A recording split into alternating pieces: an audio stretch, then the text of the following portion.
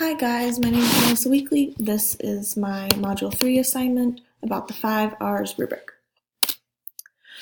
So for relationships, my school does dog packs where students are intermixed within the school. So one teacher's dog pack, for example, is going to have kids from kindergarten all the way to 6th grade, and you stay with those students until they graduate 6th grade. So every year you'll be in the same dog pack.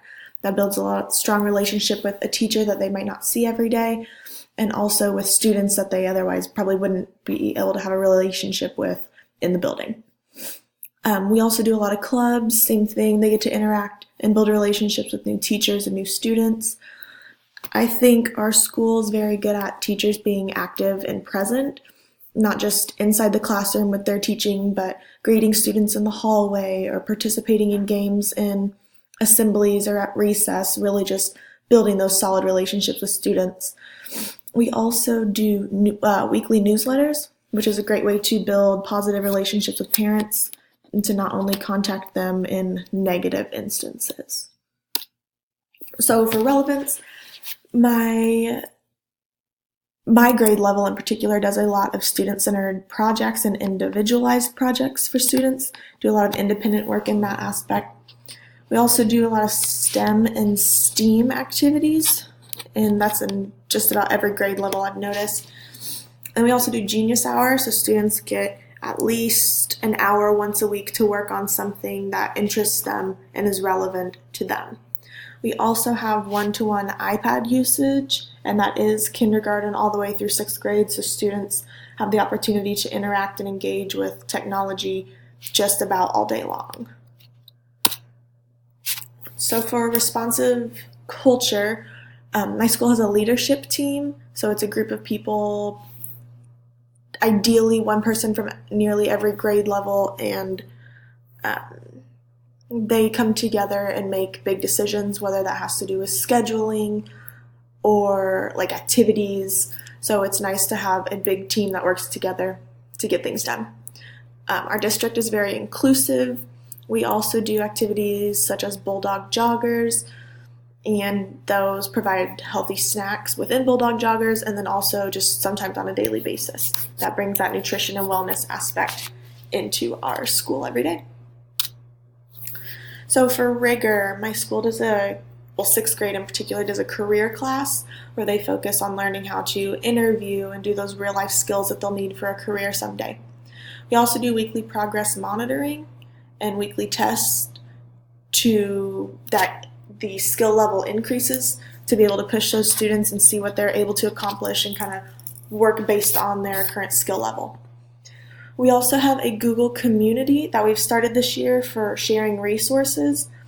This has been very helpful as a fairly new teacher because I don't have to keep reinventing the wheel. I'm able to use resources from the past and use other ideas from teachers, so that's been very nice. And we do a lot of data measuring. That brings me to results. So with that data measurement, we compare scores. We compare these scores within the school, we compare them with the district, and we compare them with the state to see what we need to improve, what we're succeeding at, and really celebrate those accomplishments and work harder on those that we are not quite there yet on.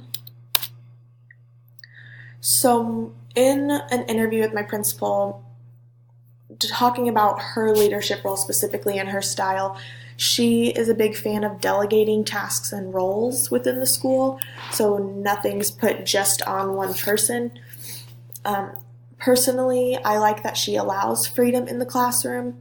She knows what needs to get done, but she allows us to get there. She lets our own personalities and our own teaching styles kind of drive how we teach in the classroom as long as everything's getting done. She depends on others, whether that is within the school, whether that's like delegating things to other teachers, or whether that's other leaders in the district. And she is very good at trusting teachers' judgment when it comes to things inside and outside of the classroom. So I think our school overall is at the implementing stage, and we are working on moving to the transitioning stage in terms of leadership and the 5 R's. So how I would change the leadership approach, I believe I would focus more on individual student goals and not just what those test scores and things look like on paper. I know as a leader it's hard because it falls on you, so you really want those results to look good and you want to be able to see the increase when you're comparing things to the within the school or the district or the state. But I would tend to focus and celebrate still those individual student goals more. I'd also focus on supporting my staff, not just with trusting their judgment, but supporting all staff and giving everyone kind of an even playing field. I would also promote building unity and positivity, and that has to do with staff and students. Really promoting that positive environment, because if the staff feels unified and positive, then that's going to balance out onto the students.